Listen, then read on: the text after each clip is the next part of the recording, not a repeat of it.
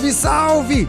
Terceiro e último dia do Movimente, o Boss está aqui, o podcast oficial desse movimento que está revolucionando os eventos de educação em Minas Gerais. É ou não é, Guilherme Goulart? É isso aí, diretamente da capital do pão de queijo, porque aqui a gente tem pão de queijo de verdade. E café. Não pode faltar. E doce de leite. E doce de leite. E pra falar de educação mineira, ninguém melhor do que ele. Ninguém.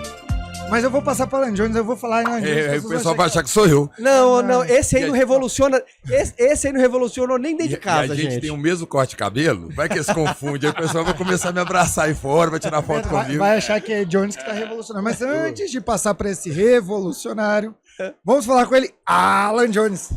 Um prazer estar com vocês de novo e dessa vez muito honrado estar ao lado do professor Volceni. Gente, para quem não conhece, vou falar um pouquinho do professor Volceni aqui. Ele é CEO da Rede Batista de Escolas e conselheiro no Conselho Nacional de Educação, mestre em administração, graduado em engenharia elétrica e eletrônica, licenciado em pedagogia, especialização em gestão educacional, gestão empresarial, gestão de pessoas e psicanálise. É voluntário na governança, de governança, presidente do Conselho de Administração da Child Fund. É isso? Child Fund Brasil é o Fundo para Crianças. Fundo para Crianças.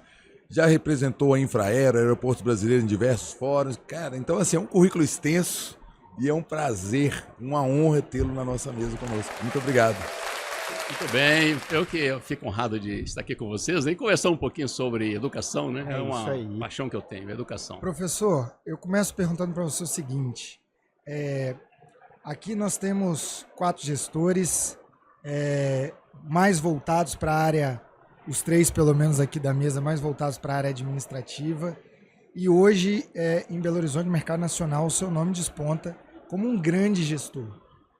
Você trabalha para uma grande rede e a gente viu a transformação que você conseguiu promover ali a partir da sua gestão. Claro, tem todo um time, mas o seu nome desponta nesse cenário como uma pessoa que sai de quantas iniciais, quantas unidades? Éramos 5 escolas. E agora? Com 23. Definitivamente isso não é para qualquer gestor.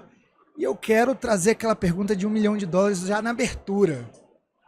Gerir 5, fazer 5 virar mais de 20. Como é que Como é que faz isso? Me conta, como é que você planejou? Houve um planejamento do tipo, vai ser 3, 4, 5? Houve, no meio do caminho, que a gente sabe que a gente lida com a sorte também, com as oportunidades, e obviamente a sua visão estratégica foi fundamental para enxergar essas oportunidades. Como é que faz essa mágica acontecer, dessa grande cadeia aí, essa escala em termos desses números? Muito bem, é uma reflexão muito importante, estratégica. Primeiro, é importante a gente dizer que educação básica, a gestão da educação básica é bem diferente da gestão da educação superior. E muitos confundem isso, né? Às vezes há muitos fundos de investimento aí gastando dinheiro e não dá certo, porque encaram o ensino básico como se fosse o ensino superior. É diferente.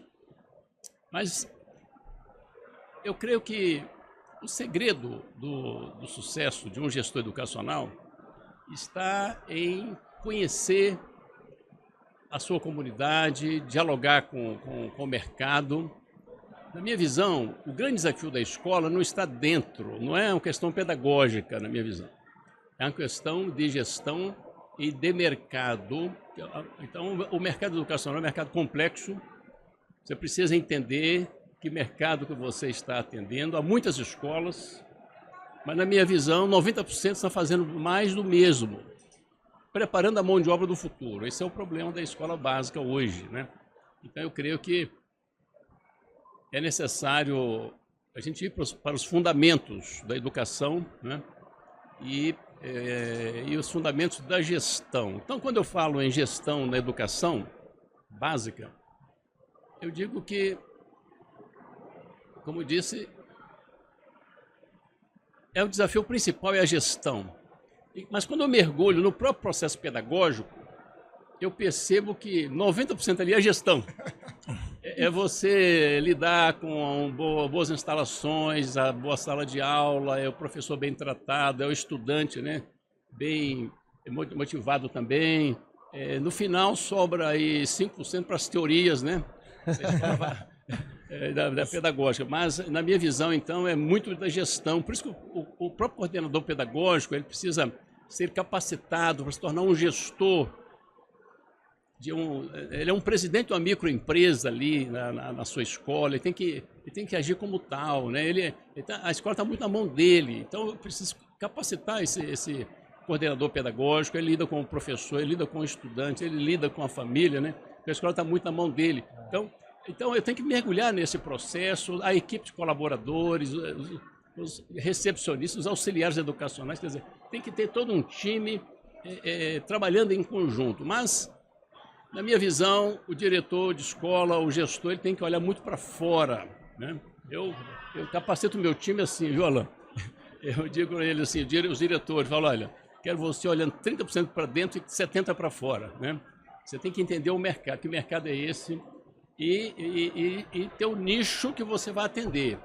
Não adianta que você não vai atender 100% do mercado, então você tem que saber quem é o seu cliente. Quem quer atender todo mundo não atende ninguém, né, Valceni? Exatamente. Essa visão, professor Valceni, porque você tem uma ampla trajetória na aviação.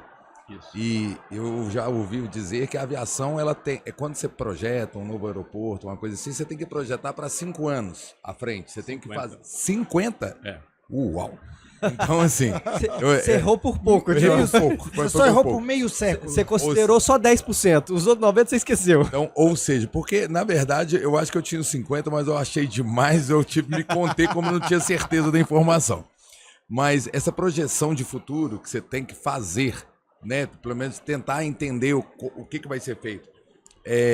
O senhor acha que essa vivência que o senhor teve ampla na aviação foi um impulsionador para o senhor conseguir tracionar dessa maneira esse crescimento da Rede Batista? Quando o senhor assumiu, porque assim, imagina trabalhar num ambiente, porque a escola, ela não costuma olhar muito. O movimento da escola futuro. é lento, né? O movimento é lento. Ela não prevê, ela reage. Então, assim, e na hora que você está num cenário que você tem que prever, é claro que você não vai acertar tudo, mas você tem que fazer um tanto de análise para tentar fazer. Isso foi um fator impulsionador? O senhor acredita? Com certeza. Eu estou como CEO da Rede Batista de Educação há 17 anos. É muito tempo já, né? Mas antes eu tinha passado por mais de 30 anos com aviação e aeroportos. Então eu sou engenheiro e ajudei, por exemplo, a construir o Aeroporto Internacional de Belo Horizonte. Fui o CEO do aeroporto depois. Brasília também, ajudei a modernizar. Depois eu fui o CEO daquele aeroporto. E por 5 anos, até 2008, até eu vim para Belo Horizonte, né, cuidar da educação. Eu era o superintendente nacional de operações da Infraero, cuidava de 67 aeroportos na área de operações, né? Misericórdia. Misericórdia. Você entende que Então, conduzi muitas obras e reformas e administração. E aeroporto, senhores, é uma cidade complexa, de alta complexidade, né? Então, ela é uma escola de gestão, na verdade, né? Então, eu diria assim, quer dizer, quando eu assumi o Colégio Batista Mineiro, que foi as primeiras unidades dessa rede, né? Na verdade, eu já era muito experiente na área da gestão, né?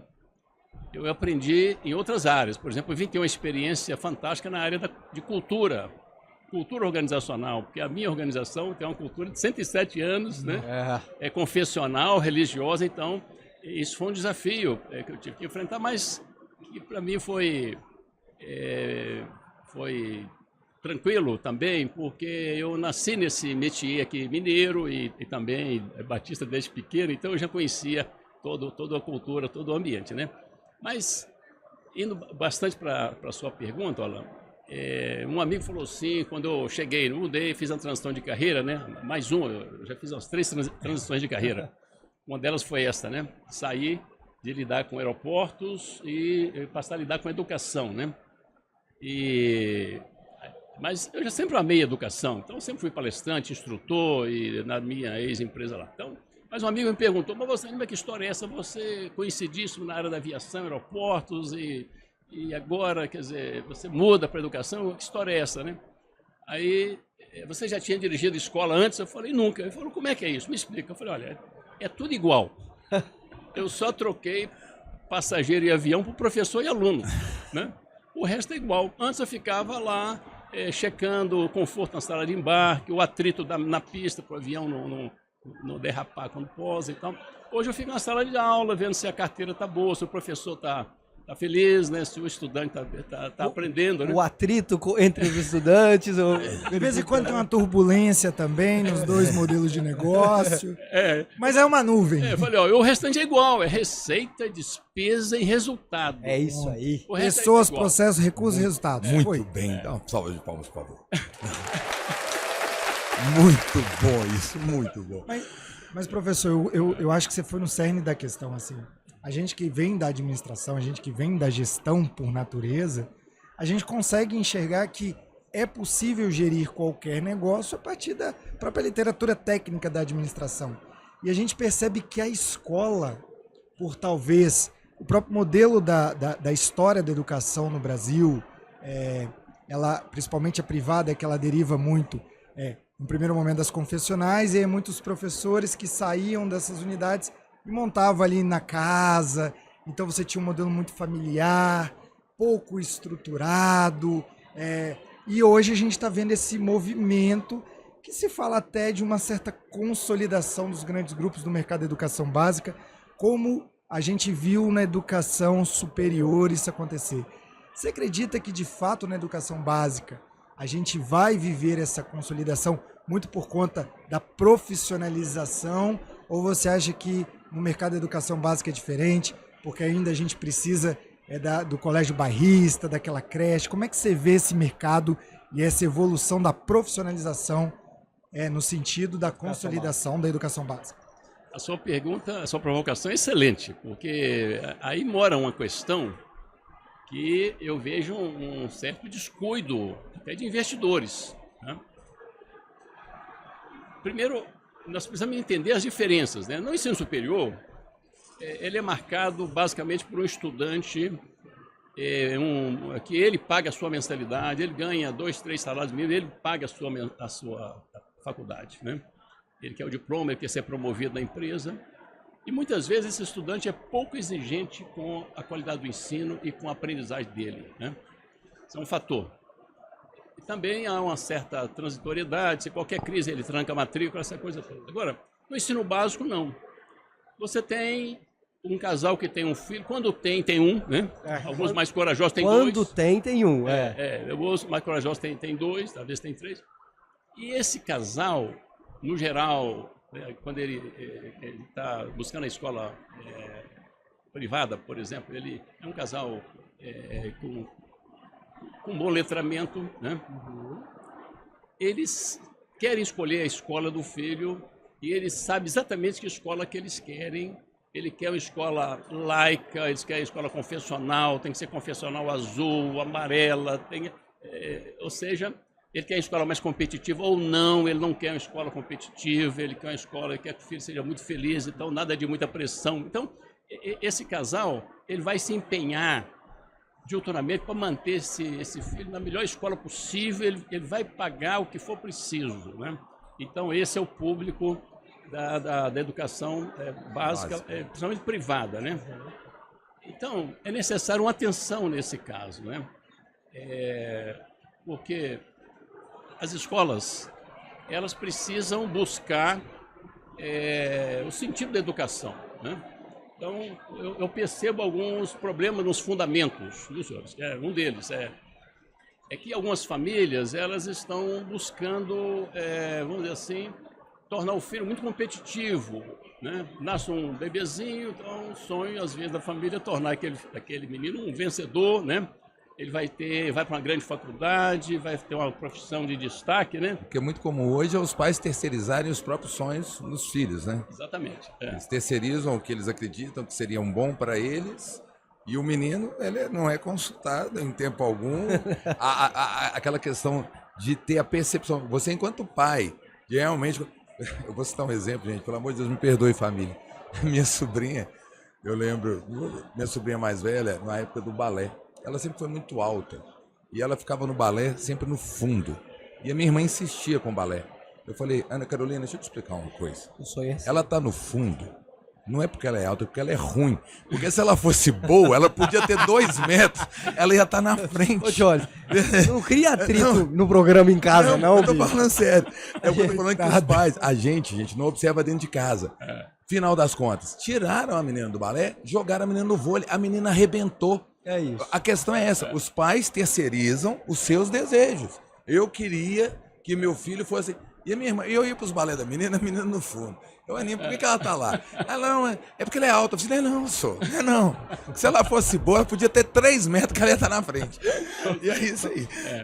E aí, nessa construção desse desejo da família, dando sequência, professor? Isso, pois é. Então, existe um problema de base aí, né?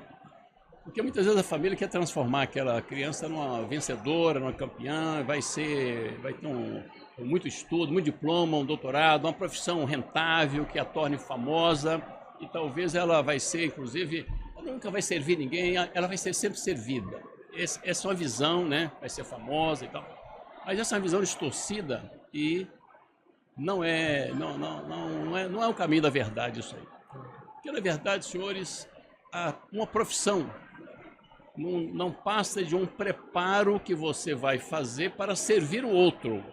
Então, se eu sou um educador, é para servir as outras pessoas. Eu vou servir os filhos das famílias que chegam para ser educados na minha escola. Então, eu vou dar o meu melhor, né? Então, o outro que é médico, ele se preparou, na verdade, não é para ganhar dinheiro, é para servir as pessoas. Então, essa é a visão que nós temos que ter da educação, né? E a educação, ela tem 3 objetivos principais, né? Ela me prepara na minha subjetividade. Eu tenho que abrir a janela de manhã, achar que o dia está lindo e que está tudo legal. Isso depende de uma educação interior, né, que começa também com a espiritualidade, evidente, né? Depois você tem outro objetivo que a educação me ajuda, eu me relacionar com o outro bem, eu preciso ter empatia, tolerância, atenção, respeito, essa coisa toda. E o terceiro objetivo da educação é me preparar para o mundo do trabalho, mas esse preparo é me preparar para servir o outro, né? E conforme ensina os evangelhos e a Bíblia, nós somos criados com um objetivo. E que Jesus resume isso aí. É que nós fomos criados para adorar a Deus, o Criador, e servir ao próximo como a nós mesmos, e amar o próximo a nós mesmos, né? Então,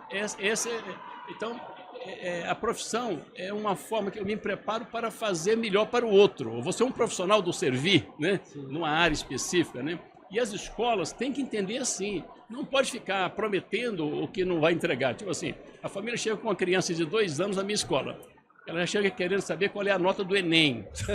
Quer dizer, então... E é o mais comum, viu, professor? É o mais comum. Então, a família não está pensando, então, na educação, a educação integral para essa criança. Ela tem que crescer. O primeiro passo é o bom comportamento, né, o desempenho ali. Agora, então, há um problema de visão e de base quando você trata de educação básica, né? Então, precisamos refletir sobre essa questão. Muito bem. Vamos? Vamos. Senhoras e senhores, vamos para aquele momento que é a reflexão, mensagem final, os insights desse episódio.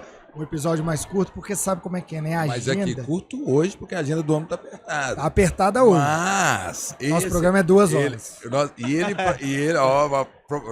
Professor, Vamos lá. nós vamos fazer o nosso completo. Aqui, porque a gente está respeitando os 20 minutos. Mas a gente precisa, porque tem muita coisa para a gente Muita conversar. resenha. Gente, um gestor como esse, ele tem aquilo que a gente vem falando muito dos convidados do movimento que tem passado aqui. São gestores não só tecnicamente especialistas preparados, são pessoas que vivem educação e que estão transformando Belo Horizonte, Minas Gerais, a educação do Brasil. Reflexões finais, sua mensagem final, Alan Jones? Inspiração tá do seu lado, Valcini, de verdade. Assim, a sua trajetória, eu acompanho questões de redes sociais, comentários de terceiros, programas que você grava, como já vi do próprio Aquila, e eu fico muito impressionado. E o que você falou aqui, que falou com muita naturalidade, o quanto que é tranquila uma transição. E tanta gente tem tanto medo. E assim, e na hora que você fez o comparativo, na teoria é muito simples, né? O avião é a sala de aula, o piloto e o professor, o passageiro e os alunos. E assim, e é simples como isso. Mas o problema é que as pessoas não sabem nem o que é um avião e quer cuidar de uma escola. Então, assim, é conseguir entender o seguinte, o que de fato, a transição é simples quando se entende o que se faz. E aí você muda o modelo. Então isso eu vou levar daqui e eu vou ficar refletindo a respeito disso, porque realmente é saber ter um entendimento da sua parte no todo, que todo mundo, ele quer só tomar conta, mas não quer fazer parte, não quer servir. Então é o seguinte, entendi qual que é a minha parte no todo, como o todo funciona, essa transição ela é natural. E eu vou levar isso, cara, que eu vou ficar pensando muito nisso essa noite. Sensacional, Guilherme Goulart. Rapaz, eu vou pegar um gancho na fala do Jones anterior, quando o Valceni ele fala sobre a importância de ver ali as características do futuro, onde os grandes investidores ali estão perdendo um pouquinho a mão, às vezes deixa de ver uma coisa, e o Jones fala que a escola ela é muito mais no movimento de reagir ao movimento do que prever, do que antecipar isso. Nós estamos vendo um movimento onde as escolas, principalmente os grandes grupos, estão cada vez mais profissionais na atuação da gestão da escola. Você, gestor, você já perdeu o tempo da antecipação. Agora, cuidado pra você não perder o tempo da reação, não. Não seja lento na reação. Não seja muito lento na reação, não. Porque se ficar por último, a sua escola realmente vai ter grandes dificuldades. A gestão de processo, gestão administrativa como um todo. Gente, o professor é um gestor. Ele precisa ser capacitado para isso também. Não deixa de utilizar o momento agora. Tá no início. Não tão no início assim, né? A gente já tá no meio do caminho. Mas se deixar para passar muito, você tá fora do mercado. Sensacional, mas foi Guilherme Goulart. Agora nós vamos ouvir ele, professor. Por gentileza, deixem uma mensagem final, mais um ensinamento final para essa câmera aqui, para todos os nossos espectadores que acompanham o Boss e o Movimento. Bom, eu primeiro quero agradecer o privilégio de poder estar aqui com esse trio assim, fantástico, né? É que realmente anima quando a gente vai falar de educação aqui, né? Mas eu deixaria como mensagem final, meus senhores, conclamar aos gestores educacionais para que saiam do aqui agora. Nós estamos num mundo onde não dá mais tempo para reagir. Não dá. Se você viu o tsunami, você não vai conseguir correr daquela onda. Já era. Então, ou seja, se você viu a mudança, então você já foi atropelado por ela. Então, nós estamos cada dia mais necessitando de gestores executivos que antecipam os cenários. E nós, da educação, temos muito mais razão para ser assim, porque uma família chega e matricula o filhinho, o Joãozinho, de 2 aninhos na minha escola e fala: Valceni, conduz esse meu filho para o ano 2050, prepare ele para lá, porque eu quero que ele seja um líder lá, né? Então, gente, se já é difícil para eu, como pessoa física, acompanhar esse cenário futuro, adivinhar como vai ser, imagina eu como gestor educacional que sou pago pela família para fazer essa entrega. Quer dizer, então a responsabilidade é dobrada e eu preciso, então, ter responsabilidade, estudar muito, ouvir pessoas que estão lidando com esse cenário, estão moldando, alguns estão moldando esse cenário futuro. Eu preciso, então, me antecipar, né? Hoje nós tínhamos 3 tipos de gestores até décadas atrás. Um já morreu, as suas organizações já morreram, aquele que achava que estava tudo bem, não precisava fazer muita coisa, que tudo ia dar certo no final, isso já não existe mais.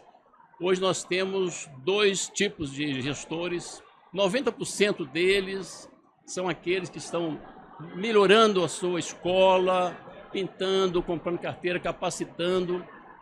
Esse tipo de gestor, ele existe hoje, ele não vai existir em médio e longo prazo, porque não dá para melhorar as coisas simplesmente. Você tem que ser líderes hoje que temos a mente disruptiva e exponencial, ou seja, tem que estar pronto a dar saltos, como você subiu a escada a cada 2 ou 3 degraus. Se você subir um degrau só, você vai ser engolido pelas mudanças. Então, a minha mensagem é que a gente procure se antecipar aos cenários, né? Então, por exemplo, hoje nós temos pessoas que ainda não estão usando, por exemplo, a inteligência artificial, só que já tem outros modelos chegando de inteligência artificial, quer dizer, nós estamos sendo atropelados já. Então é necessário a gente, então, estar juntos, um aprendendo com o outro, trocando informações. Então, por isso que todos os coordenadores desse congresso aqui, eu quero parabenizar do movimento, né, porque promove esses fóruns onde há intensa troca de informação e aprendizagem, muita sensibilização. Gente, e no final, quem ganha é a educação. E educação, viu, senhores, é uma matéria que não é desse mundo, é algo da dimensão espiritual, porque é por ela que o ser humano é construído. O ser humano não é construído com feijão e arroz e um alimento físico, é construído pelos softwares e os aplicativos que é o processo educacional que vai nos potencializar, vai nos alimentar nesse preparo para a gente agir, né? O hardware está aqui, mas ele pode ser ajustado dependendo do software. E o processo educacional que vai trazer, né? Então, mas nós temos que tomar cuidado, porque aquele modelo que a gente aprende só na sala de aula já tá falido, não existe mais. Nós temos outras formas, né? Então é necessário uma mudança muito rápida nossa, que somos gestores, né? Por fim, todos os educadores, né? Os professores também, mas o gestor tem um papel principal, que ele vai organizar a sua escola, ele vai apoiar seus professores, capacitar. Então, está na mão do gestor educacional, senhores, boa parte do sucesso da educação, que é algo importantíssimo, né? Ninguém deveria almoçar, nem jantar, nem dormir antes de acontecer a educação, porque sem ela o ser humano não vai em lugar nenhum, né? Então é necessário uma responsabilidade nossa cada vez mais, né? Há uma norma que é emitida pelo próprio Conselho Nacional de Educação, onde eu fui membro até agora, agosto passado, né? Por 4 anos, né? E ali, naquela norma que eu ajudei a construir, nós definimos a matriz de competências para o diretor escolar, né? Não existia no Brasil, mas hoje já tem um manual feito, né? E durante as pesquisas ali, nós concluímos que um diretor educacional, um gestor educacional competente, ele contribui fortemente para a aprendizagem dos seus estudantes. Ou seja, ele não está na sala de aula, mas ele está contribuindo fortemente. Então, fica esse meu recado aí. Muito obrigado a todos. Eu que agradeço. Senhoras e senhores, então estamos chegando ao fim de mais um episódio. Você fica aqui com a gente e a minha mensagem final é: antecipação de futuro, gente, foi isso que a gente discutiu nessa mesa. Um olhar sobre as tendências, saber enxergar o que é modismo e, acima de tudo, estar atento aos movimentos de mercado, porque senão essa onda pode te engolir. Mais uma vez, obrigado, fiquem com Deus e lembre-se sempre, o boss tá on. Valeu!